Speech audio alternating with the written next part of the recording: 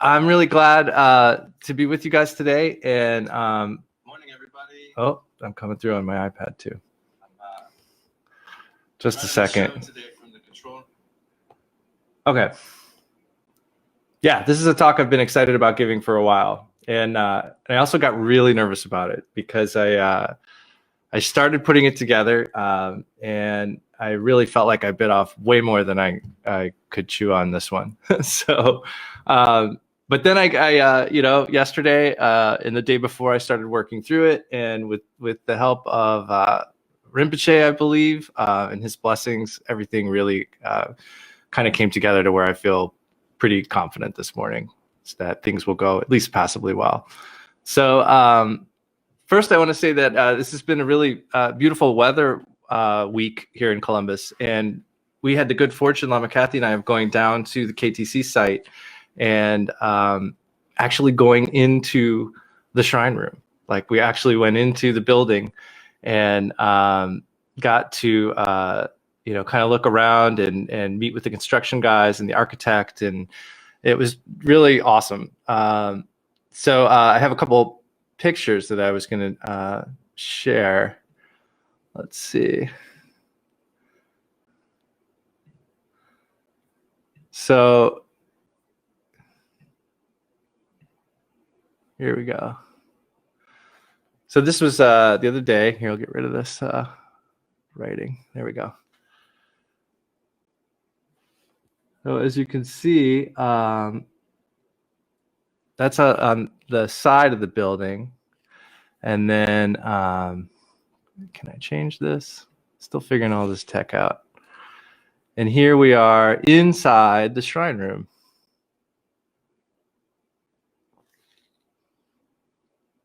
You can see the city in the back. This is looking east.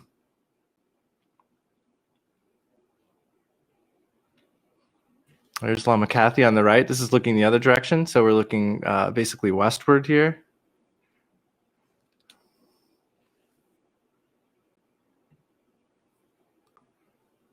And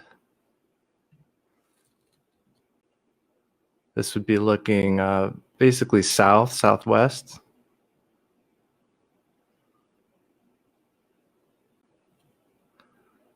Looking back north again.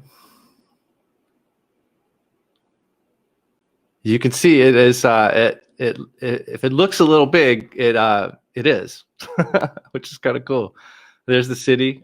We won't. This will actually be where the shrine is. So if we jump back here, just to the right of where you see the people standing is where the shrine will be. So this view here will actually be the shrine will actually be right in front of this view, the main shrine. And then I actually got to take a ride up on the crane. So this was actually above the building, looking down into the shrine room through the cupola and out over the city. And so it was a really, really beautiful day. It was really exciting. I'm happy I can share some of these pictures with you. And so, yeah, that was great. And I also want to say, I know a lot of you were able to go to Lama Lodro's teaching this weekend. I was able to be there Friday, but I had a lot of preparation to do for this talk yesterday, so I wasn't able to be there. But we are all so grateful to Lama Lodro. She's always been a big friend of Columbus KTC, and we thank her so much for her help in teaching and helping us to raise funds for the center. She's been a huge help, and it's been a huge help to me personally, even in the retreat. So very grateful. And meanwhile, actually, since I did share about the building, I should also share the link to help support rebuilding. So that's you'll see that at the bottom there. So there's where you can go if you want to help continue to support the costs of the construction. And we're moving into the phase where we're working on the shrine design and the floors and the pillars and beams that will be in the shrine room. So let's move on and do the refuge prayer. Today, I want to do the refuge prayer thinking in terms of taking refuge in what is true, because what finally kind of put this in order for me, this talk today, was thinking about the concept of ground, path, and fruition, which is a common construction in Tibetan Buddhist teachings. And so the ground here that we're going to be working with today is really understanding our confusion, understanding that we are confused, and understanding how we're confused. And so what I want to kind of take refuge in today, and the aspect that I want to think about is, taking refuge in what is true. Refuge is something we do all week long. It's kind of what drives most of the things we do, but most of the time we take refuge in things that are not really a good refuge. If we think of refuge as being safety, like wanting some sort of protection or safety, most of the things that we take refuge in, they're impermanent. I mean, if they're external, if they're things that try to feed or indulge our desires, they're going to end, and if they're, abusive to ourselves or hurtful to ourselves or others, obviously that's not good either. So I think when we take refuge, we're really kind of resetting that compass towards what's right and true. And in this case, we're taking refuge in the Buddha because he set out to find the answer to what we could do about suffering. How can we transcend suffering and find some sort of happiness that is lasting, some kind of real happiness. And the Dharma, which is the teachings that explain how to do that, and the Sangha, which is the community of practitioners who practice those teachings. So I will put up on the screen the refuge prayer. And we'll do this once in Tibetan, once in English, and then once again in Tibetan. O Sangye Jidan Suki Choknam La Jangchu Badu Dakni Kyapsuji Daki Jinsuki Pe Sunam Ki Drola Penchir Sangye Drupasho. Now in English. Until I reach enlightenment, I take refuge in the Buddha, in the Dharma, and the noble Sangha.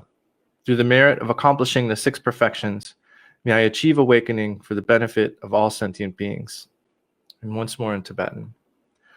O Sangye Chidan Soki Chognam La Janchu Padu Dakni Kyapsuji Daki Jinso Ki Pe Sunam Ki Drola Penchir Sangye Drupasho.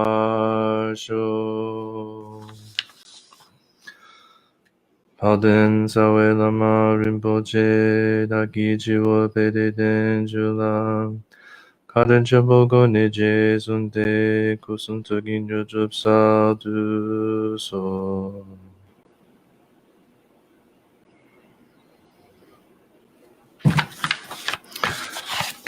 So the backstory of this talk, by the way, I gave it the wrong name. As soon as I had this sort of poetic name picked out that came from the inspiration for this talk, and then when it came, I realized that wasn't the right title. And right before I sent the title in this week, I hit send, and I was like, that's probably not the right title, because when we talk about regaining openness, there's nothing to regain. If we haven't lost something, it's not there anymore that we need to get back. So I'm officially retitling this talk at this point, Rediscovering Openness. Furthermore, this topic is big and rich in so many ways. And so this will be part 1, and then I will follow up with part 2 next time around. So the inspiration for this talk was a really beautiful description of what we call the 5 skandhas. Skandhas means like aggregate or heap. And so that's the main focus of the talk today. And what those are, we'll get into. But it's basically each of these is a heap, so it's kind of a collection of stuff. And then there's 5 of them, so that's a collection. And it's this collection all together that we label as I. That we have just kind of decided. You'll see how we just call this I. Or another way to look at it is the ego. So it's not really there. The whole thing's a mistake. That's kind of the idea, is like all of this is sort of a big mistake. So I had a good exchange this week in the book discussion group, the Welcoming the Unwelcome Pema Chödrön book discussion group that's been going on. I had a good exchange with somebody about the ego, and we were talking about how it, like what is it, and it's funny because it isn't. Like, so we can really only kind of talk around it and talk about like what happens when we think it's there, but it's not really a thing. And so anyway, it's a concept that's really kind of tricky, and I hadn't heard much about it at KTC. And when I was really inspired by this description from Trungpa Rinpoche about the skandhas, and so I really wanted to share based on that.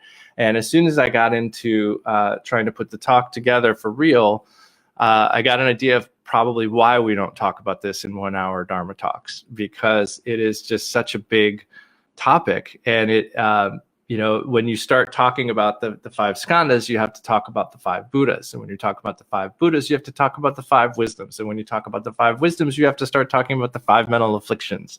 And so it just kind of spider webs out.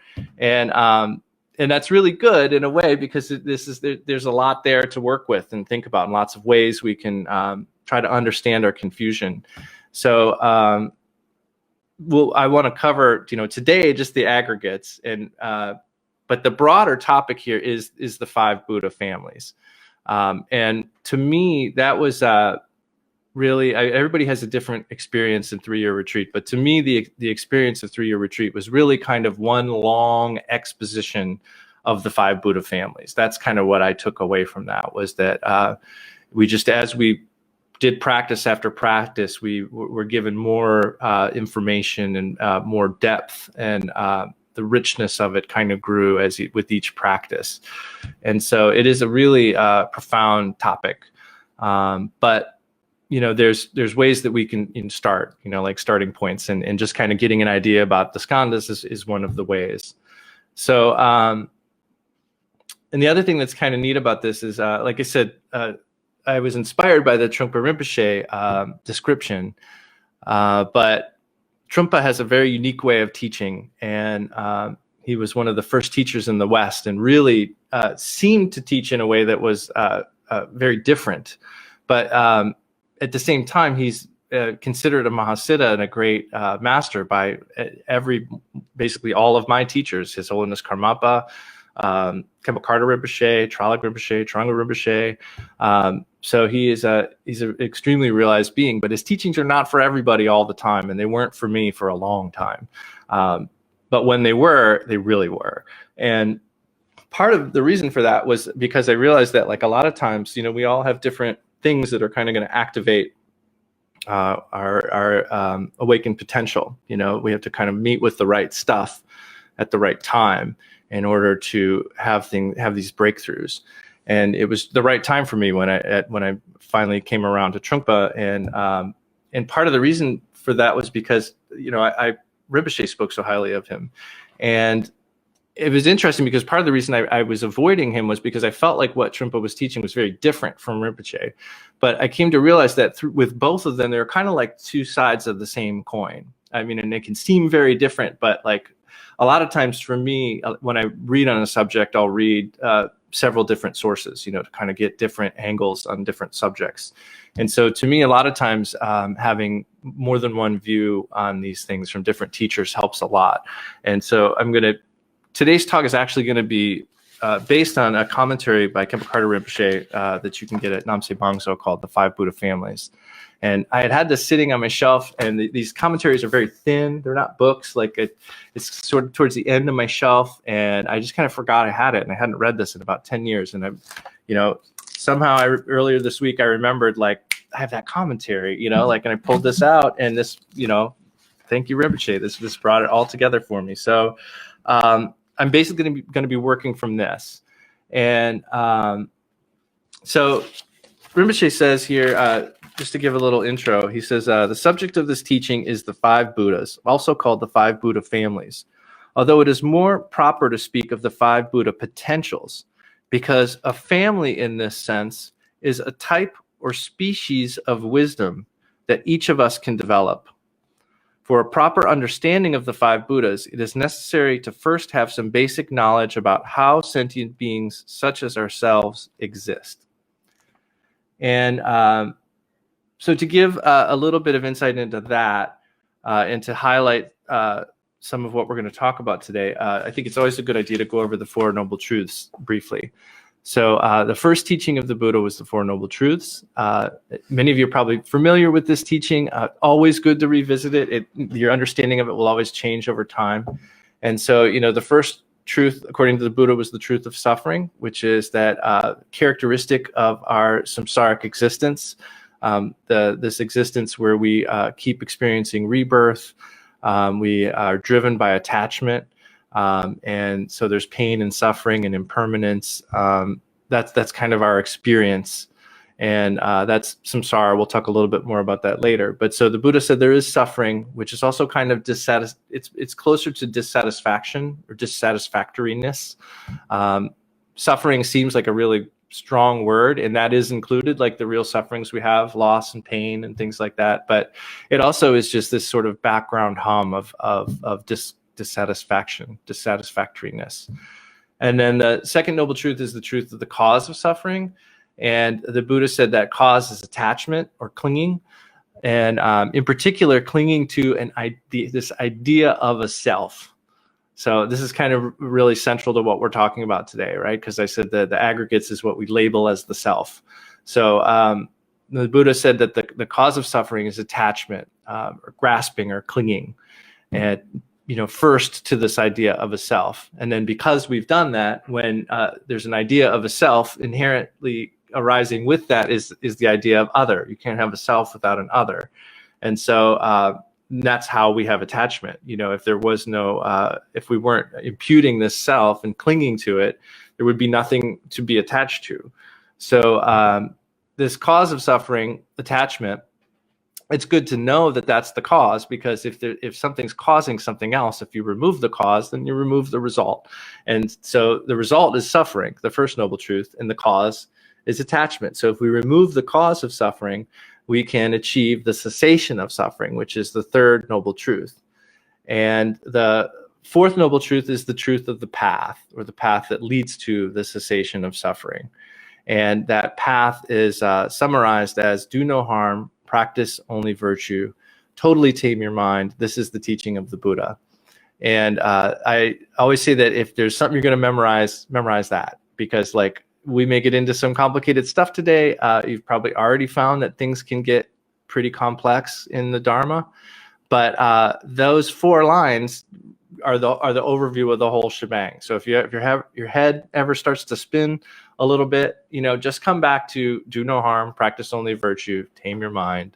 This is the teaching of the Buddha. All the stuff, all the other stuff fits into there, and if you hear something and it doesn't align with do no harm, practice only virtue, tame your mind, this is the teaching of the Buddha, then it's not the teaching of the Buddha. So it's a really easy way to kind of sum things up. So in the Four Noble Truths, we've really got 2 groups. We've got a group of result and cause, and another group of result and cause.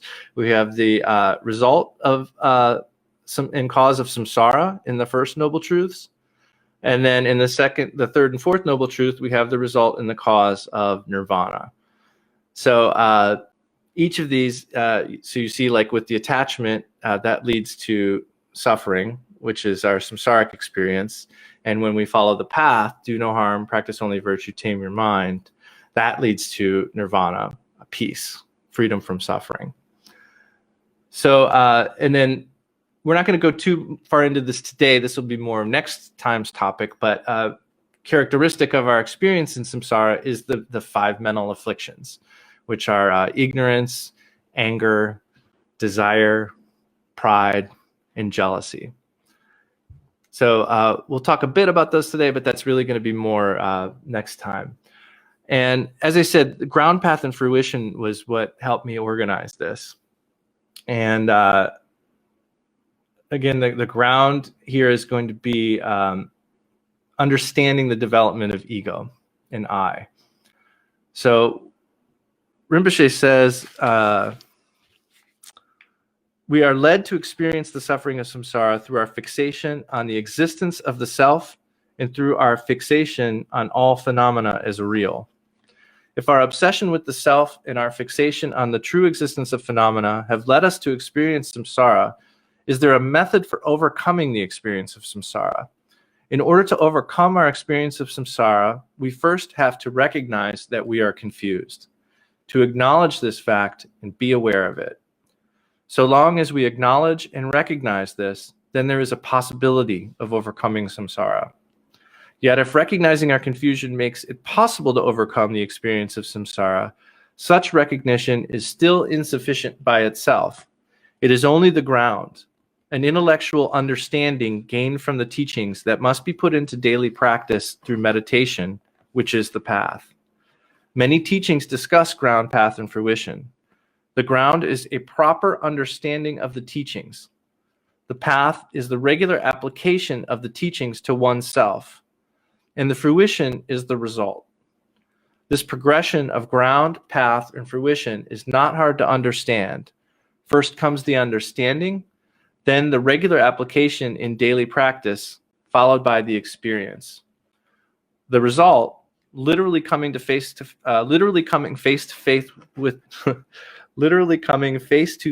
with the fruition, is the experience of the five Buddhas. So ground, a lot of times when we talk about ground, we talk about Buddha nature. We talk about like dharmata, like ultimate truth. And that's one way of looking at it. But as many of us have probably found, like understanding or somehow having, like, in any way being able to explain or feel like you've got a grip on ultimate truth beyond duality, non-conceptuality, is very, very hard for us. Like it's not likely that any of us here can do that, you know? So the samsaric way we can look at this is what Rinpoche says here, you know, like gaining this understanding of the way we're confused, how our confusion arises, how this idea of a self has come about, and how we cling to it. And then the path, you know, he said, is meditation, and the result, you know, will be the five Buddhas, or five Buddha potentials. So I want to start with Trungpa Rinpoche's description of dharmata, or this ultimate truth. And this is part of the reason why I really love this, is because I feel like he hits it in such a way that is really unique, and you know, something that's kind of impossible for us to understand until we're Buddhas. So he says, in the development of ego, at the beginning there is basic ground, basic consciousness, open space. There is openness, freedom, and spaciousness all the time. For example, in everyday life, at the first moment we see an object, there is a sudden recognition without logic or conceptualization. We just perceive openness. But immediately we panic, and we hurry to try to put something into that openness. We try to find a name or a pigeonhole so that we can locate and categorize that particular thing according to our own ideas and conceptualizations. As that process continues, the ego becomes more and more solid. However, the idea of ego as a solid ongoing entity is illusory. It is a mistaken belief. Although confused mind would like to view itself as solid, it is only a collection of tendencies and events. This collection is referred to as the five skandhas, or five heaps, and they are form, feeling, perception, conceptions, and consciousness. And I said this, I think, a little earlier, but I want to point out again that, like, not understanding dharmata is completely normal for us. I would be shocked if any of us did, because you really don't understand it until you've achieved enlightenment. So that's kind of one of the hurdles I think a lot of us face or continue to face, is we feel like we're just not getting this idea of ultimate truth. And that's completely okay and normal. That's just the way it is until we attain enlightenment. It's more important now that we understand our delusion, because that's our experience. Like that's how we're going to achieve the understanding of the ultimate truth, is through understanding our delusion now, and applying the path, and then we'll achieve the fruition. And at that point, we'll understand the ground as dharmata, as this open spaciousness. So I'm saying that, and I'm sure many people who are hearing this will still continue to feel frustrated that they're not understanding ultimate truth, myself probably included. But so I'm saying it for my own benefit as well. But this is our state. This is our condition. Like right now, we need to focus on how we're confused and what we can do about that confusion. So Rinpoche explains this when he introduces the skandhas. He says, this is his brief overview. He says, visible shape and form are called the aggregate of form. Whatever is sensed or felt belongs to the aggregate of feeling. The aggregate of perception is the category of mental judgments, including the distinctions between good and bad, right and wrong, male and female, and so on, and also the experience of these judgments and distinctions. When we have the perception of what is positive or negative, we try to avoid what we have singled out as negative and adopt what we have singled out as positive. This is the aggregate of conception, which can be understood as an attitude or mental formation related to our experience. The fifth skandha, the aggregate of consciousness, includes the recollection of past pleasure, the experience of what is happening in the present, and the longing for something in the future. Each of us dwells upon memories of the past, the state of the present, and the possibilities of the future. Thus, none of us is apart from these five aggregates. And I made a little card so you can see these. So let's talk through this in sort of a real world example. So, well, we talked about how there's this open space, just complete openness. Our true nature is open, spacious, and relaxed. This is the way Khenpo Tsultrim Gyaltsen describes it. So let's talk about like touching a hot stove. So form would be just the visible form. There's we have this idea of a self, and then there's a form. But this is like before we have named it or even felt it or had any sort of opinion about it. That's the aggregate of form. Then feeling would be the sensation that happens, and it's going to have some kind of quality to it, but we don't really know how to name it yet. It's going to be like seductive or not, But this is just sort of the raw sensation of that feeling. So in terms of like touching a hot stove, that would, be like something not that we wouldn't want to draw towards us, right? But we haven't made that distinction yet at this point in the skandhas, the feeling. When that happens, when we make a distinction, is when we get to perception. So with perception, that's when we start to label things as good or bad, or hot or cold. This is where we start to get these ideas one way or the other about things. We decide, for instance, if we're going to, like we could say feeling would be like good, bad, neutral. But then when we get to perception, it's like, okay, what are we going to like do with that? You know what I mean? Like it's we name it in a way from our side. And then conception is where we justify that. So like conception is where we go, perception would be where we would want to pull away because that's hot. But conception is where we go, I need to pull away because that's hot, and hot things can burn me. That's what happens when we get to this aggregate of conception.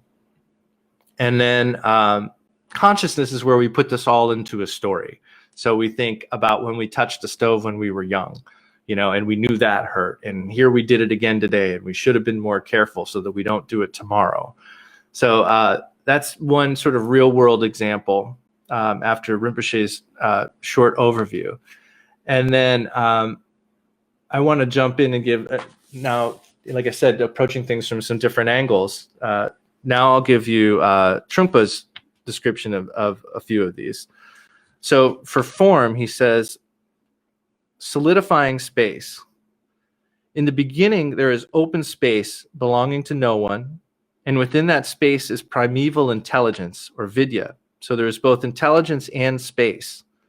And this is, when we talk about emptiness, we usually say, or ultimate truth, we say it has these characteristics of emptiness or limitlessness and lucidity or clarity or intelligence. These are two aspects of something that is beyond duality or conception. So that's what he's saying here. There's both intelligence and space. It is like a completely open and spacious room in which you can dance about and not be afraid of knocking anything over. You are this space. You are one with it. But you become confused. Because it is so spacious, you begin to whirl and dance about. You become too active in the space. As you dance, you want to experience the space more and more, to enjoy the dance and the openness.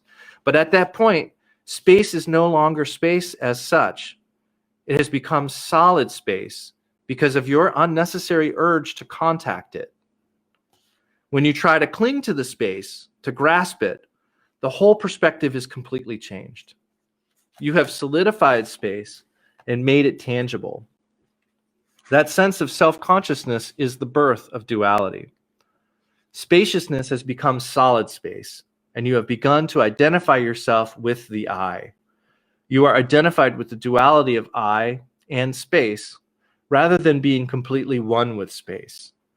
You have become self-conscious, conscious that you are dancing in space. This is the birth of the first skandha, the skandha of form. Having solidified space, you forget what you have done. Suddenly there's a blackout, a gap. Your intelligence suddenly collapses, and you are completely overwhelmed by ignorance in a kind of reverse enlightenment experience. When you wake up, you become fascinated with your own creation, acting as if you had nothing to do with it, as though you yourself were not the creator of all this solidity. You deliberately ignore the openness and the intelligence. So the intelligent, sharp, precise, flowing, and luminous quality of space becomes static. There is still primeval intelligence, or vidya, but it has been captured and solidified. Therefore, it has become avidya, or ignorance. That blackout of intelligence is the source of the ego. From that sudden blackout, as you continue to explore, gradually things become more and more solid. And that's what's happening as we move through these aggregates. We're kind of strengthening the ego. We're building it out. So when we come to the second skandha, he says, having managed to transform space into solidness, you would then like to possess it and grasp it. Having solidified the duality of self and other, you try to feel the qualities of that other in order to reassure yourself that you exist. You reach out to sense whether that other is seductive, threatening, or neutral. You think that if you can feel something out there, then you must really be here. The mechanism of feeling you set up is extremely efficient. And I like this a lot, this idea that like we check with the outside world to confirm our own self. Like that's how we confirm our ego to ourselves and help to perpetuate this illusion by checking in constantly with the outside world, because if that's there, then we must be here, is what we think. So then, as Rinpoche said, at that point, then perception comes along, which is where we start to make the distinctions between good and bad, right and wrong, male and female, and so on. And we have these experiences of judgment about these things. And then conceptions, yeah. Conceptions is where we, like I said, it's sort of where we start to justify, because we put a label on the situation, and there's actually a list of like 51 of these things. They're called samskaras, which is another word for conceptions or mental formations, and so this is where we actually like another way to look at it is this fourth skandha of conception is where the drive comes from. Like this is what sort of pushes us to do something about whatever we have seen in form, felt, and then made a perception about. Conception is where we're actually like things are put into motion. That's Charlie Rinpoche says that's like the drive behind the whole thing. And then consciousness, like I said, is where we put this all into a story. We string this all into a narrative. So perception through consciousness is really where we build the ego out. Like that's where we really sort of strengthen everything up, like, because now it's not just like a feeling, it's a feeling that we've made a distinction about, and then we've made it part of like a concept, and then that concept gets put into the whole story. So the way Trungpa explains consciousness is he says, the last stage of the development of ego is consciousness. Consciousness is an amalgamation of the intuitive intelligence of the skandha of feeling, the energy of the skandha of perception, and the intellectualization of the skandha of conceptions. That combination produces thoughts and emotions. So at the level of the fifth skandha, we find emotional upheavals and the uncontrollable and illogical patterns of discursive thought. With the development of discursive thoughts and fantasies, the whole thing is completely secured. The five skandhas present a complete picture of ego. According to Buddhist psychology, the ego is simply a collection of skandhas or heaps, but actually there is no such thing as ego. It is a brilliant work of art, a product of the intellect, which says, let's give all this a name. Let's call it I. That I is the label that unifies that disorganized and scattered process into one entity. It is very clever, he says. So now let's talk a little bit about ignorance. Rinpoche says that in Dharma, the term ignorant applies to all sentient beings insofar as they take at face value the five aggregates, the five mental afflictions, and the five elements. We'll talk more about this next time. Ignorance means the failure to recognize the actual nature of the aggregates. In this state of ignorance, and failing to recognize or acknowledge the true nature of things, we are involved with the confused state of mind. This participation and involvement with delusion leads us to obscure the mind all the more. So it's important to remember that there's nothing to eliminate here. There's nothing wrong with, we don't need to rid ourselves of the aggregates, the skandhas. That's not the case. The problem is not the aggregates. The problem is the ignorance. The problem is the confusion. The problem is taking them to be real and taking them to be an entity that we call I. That's the issue. But just understanding that is not enough. And Rinpoche gives a great example of, let's say, he says, let's see, your goal is to travel east, but because of your confused state of mind, you're actually heading west. And then along the way, you bump into somebody who says, and you say, hey, I'm going to the east. And he says, no, you're going to the west. So just knowing that is important. Like you have to have that understanding.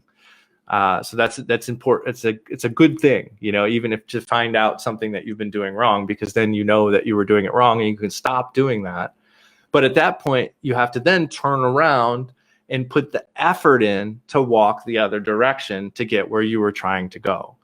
So Rinpoche's analogy here, finding out you're going the wrong way is the understanding of the true nature of these aggregates. But then actually putting the effort in to go the other way is the practice. That's the path. That's meditation. So a spiritual path can be explained in terms of meditation But another way to look at it is the two accumulations. And those are the accumulations of merit and wisdom. And Rinpoche explains merit as, he says, we need the accumulation of merit to remedy, to purify and eliminate our confusion and the mistakes our confusion has led us to make, not to mention the strong habitual patterns these mistakes have developed in us. And for wisdom, he says, the accumulation of wisdom is generally explained as the recognition and realization through meditation that the true nature of the aggregates is the wisdom of the five Buddhas.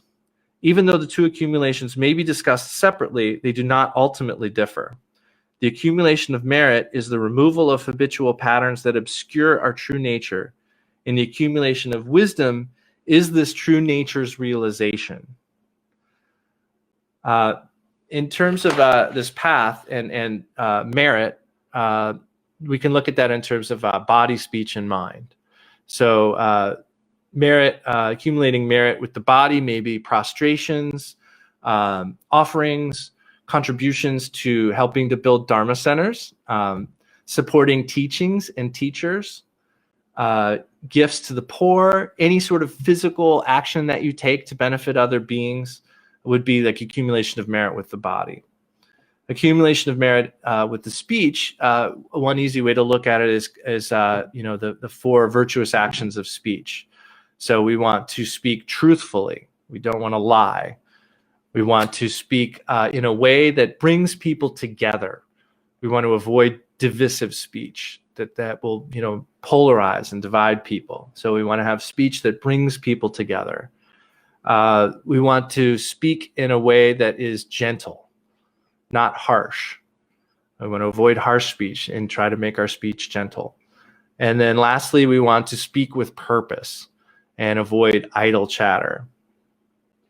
So those are some ways that, and then also, of course, mantra, chanting, prayers, things like that.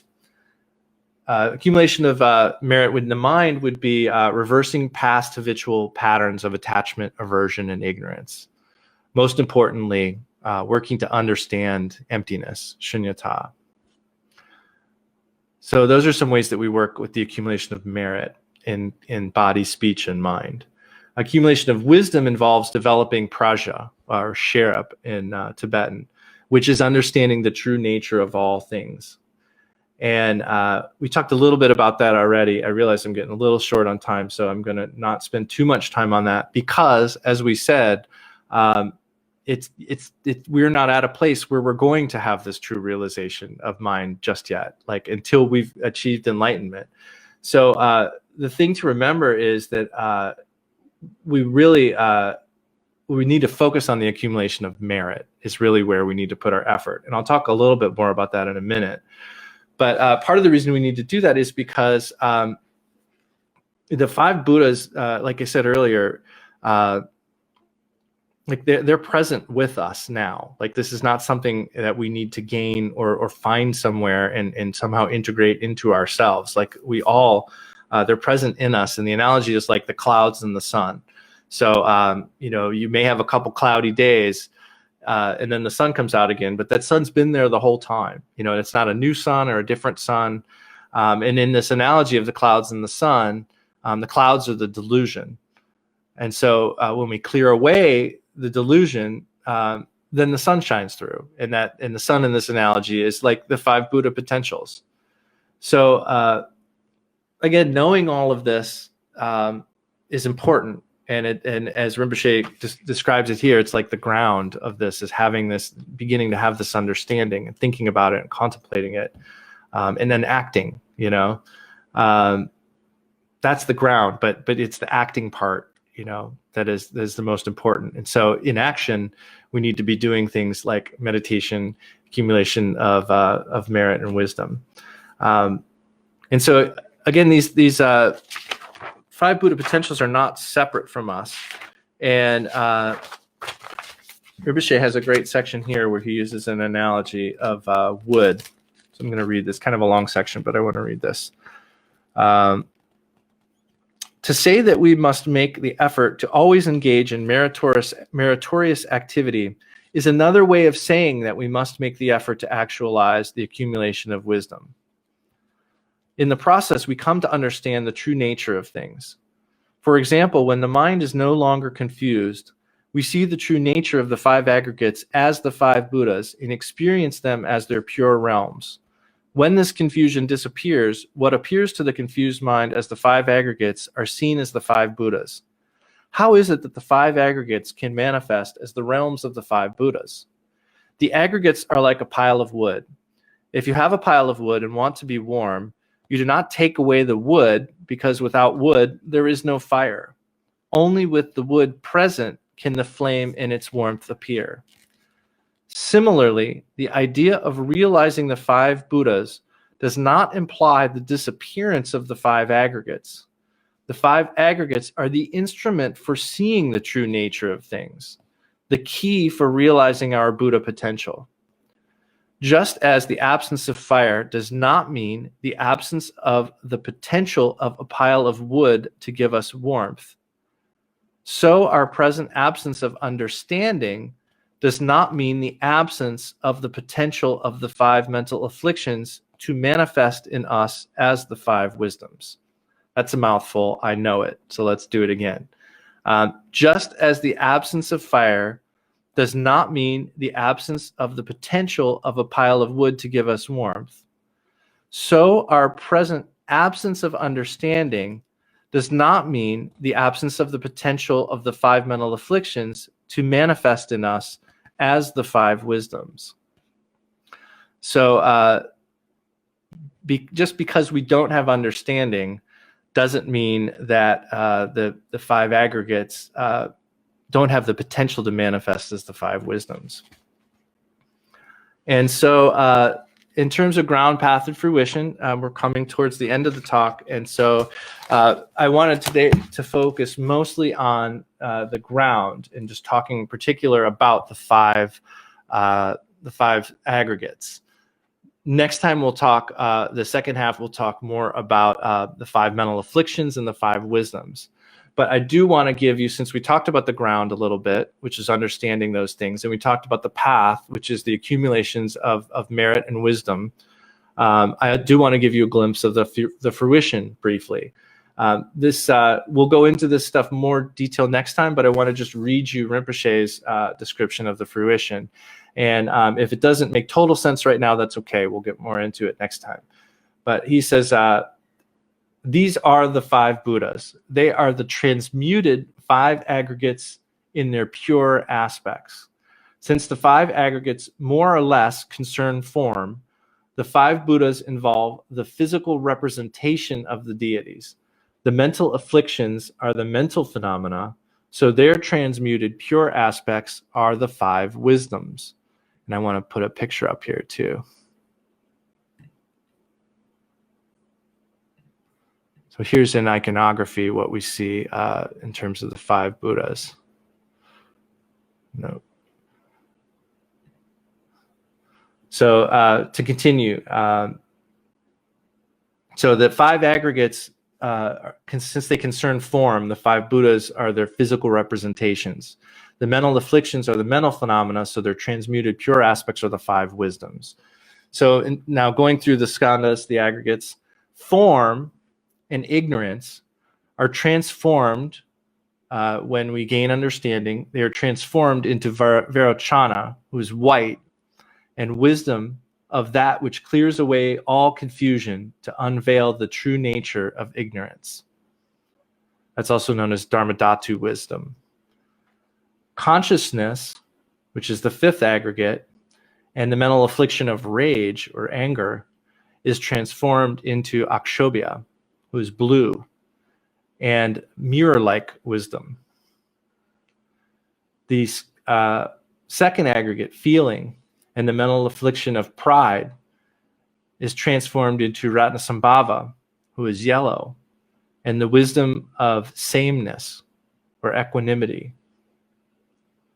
The third aggregate, perception, and the mental affliction of desire is transformed into Amitabha, who is red. and the wisdom of discernment.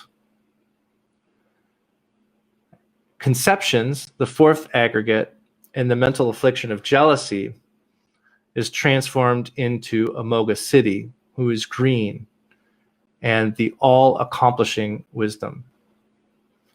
Rinpoche says it is through the five skandhas that we are able to begin to rediscover the openness that is our actual state. So it's there, like right now, that openness. It's our natural state. It's not separate from us. And it will manifest as the five Buddha families, or as Rinpoche said in the beginning, the five Buddha potentials, when we have accomplished the accumulations of merit and wisdom, thereby clearing away confusion and giving rise to realization. The ground is the understanding, again. The path is the meditation and the accumulations. And the result is the five Buddha potentials. So I have a little bit of time. I probably should have stopped and asked if anybody had any questions along the way, but it looks like we're just getting in by the skin of our teeth before the end of the hour. So if anybody has any questions, feel free to type them in the chat. And I'll also say, in terms of the accumulations, that I told this story the other night in the book discussion group, but I had asked Rinpoche at some point in the retreat if I should be trying to sort of attempt to rest in the nature of mind, rest in non-conceptuality, which is another way of describing the accumulation of wisdom. Like that's, resting in non-conceptuality is the accumulation of wisdom. So I had asked him if I should be trying to do that kind of just around the house. And he said, the main thing you should try to do, on the cushion is one thing, but off the cushion, accumulation of merit, like that's the best thing you can do, because it's so hard, even on the cushion, to rest in non-conceptuality that, in general throughout our life, we need to be working on these accumulations of merit through body, speech, and mind. Okay, so I have, hello, Lama Adam. Why are we attracted to or lean towards ignorance? The why there, I think, is related to what Trungpa described as like that moment of panic.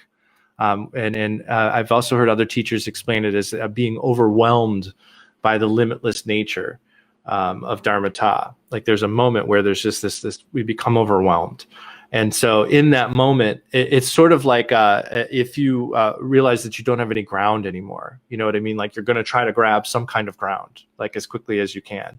And so in trying to do that, we mistake this limitless aspect of Dharmata as a self, and then the lucid or clear aspect, as an other, like so all this stuff, and then we feel like through having this idea of a self, that's sort of why we talk about openness, right? Because like when we talk about a self, we're already differentiating, and all of a sudden this limitlessness has become a something, and then everything else is a something else. And so we're kind of building up these walls. And in fact, there's actually a talk that I think Trungpa gave about the aggregates that was called the Battle of Ego. And I think he used the analogy of like ramparts and castles and stuff, as like, as a metaphor of like building out our ego with the aggregates. So it's related to that moment of panic. But that is a really profound question. And I will look into it a little bit more. I'm going to write it down real quick for next time, because that's about as best answer I can give you right now. Could we get this material sent by email in some way? There's the commentary is available at Namsi Bangso. The 5 skandhas I can write out here. I'll put up on the screen again.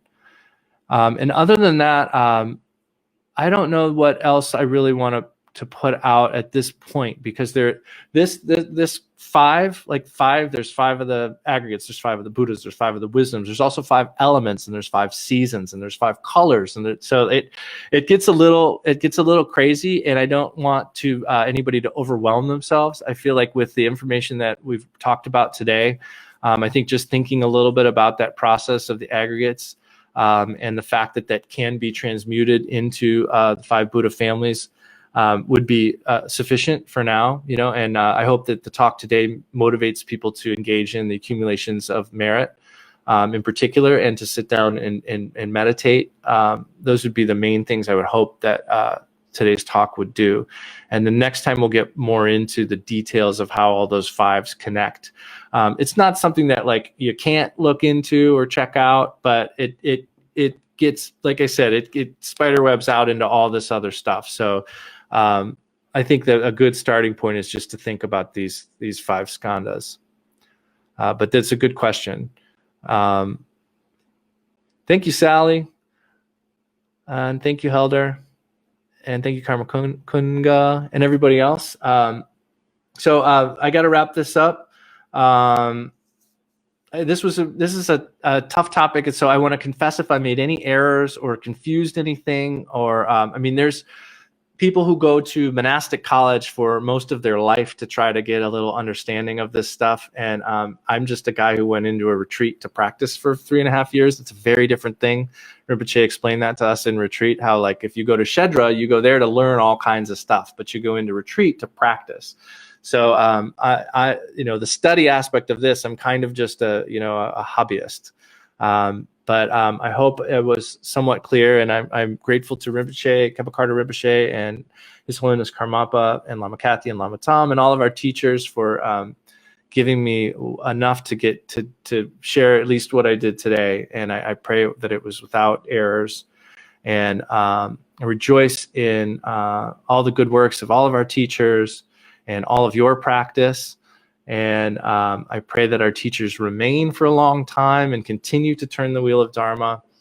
And let's dedicate the merit of listening and thinking about the Dharma today, and all the merit we've attained since beginningless time, and all the merit of all sentient beings to the cause of understanding our confusion.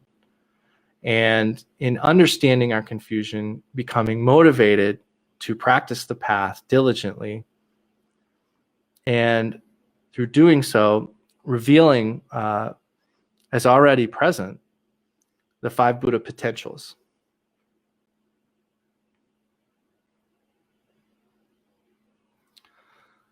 Okay, thank you, everybody. This was a lot of fun. I'll put one more time up here for if you want to help support the rebuilding of KTC. There's the link. And thank you all very much. I'll be back, I think in the end of May will be part 2 of Rediscovering Openness. Oh, I was thinking of calling this series The 5s. So Rediscovering Openness, The 5s, part 2 will be at the end of May. Good luck, everybody. I'll see you soon. Thank you very much. Take care.